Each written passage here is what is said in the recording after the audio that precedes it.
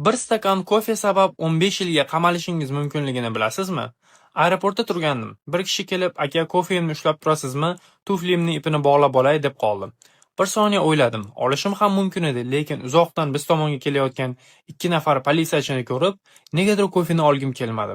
Uzr aytib, u odamdan uzoqlashdim. Chunki o'sha stakan ichida oddiy kofe emas, narkotik bo'lishi ham mumkin edi, deb hikoya qiladi hikoyamiz qahramoni. Eng yomoni, agar u stakan sizni qo'lingizga tushib qolsa, uni sizniki emasligini deyarli isbotlay olmaysiz va qayerdaligingizga qarab buning uchun 10-15 yilgacha ham qamoq jazosi berilishi mumkin. Men bilmagandim degan gap bu yerda umuman ishlamaydi. Va bu faqat stakan emas.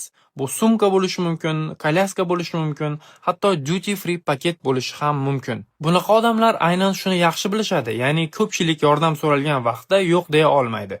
Va ular aynan shundan foydalanadi. Siz ularning narsasini qo'lingizga olganingiz bilan endi javobgarlik sizga o'tadi. U odam esa olomon ichida yo'q bo'lib ketadi. Shuning uchun hech qachon aeroportda yoki parvoz vaqtida begonalarning narsasiga tegmang. Kimdir yordam so'rasa shunchaki "Kechirasiz, begonalarning narsasiga tegolmayman" deb qo'yavering. Agar u odam xafa bo'lsa yoki sizni majburlashni boshlasa, bu deyarli aniq sxema.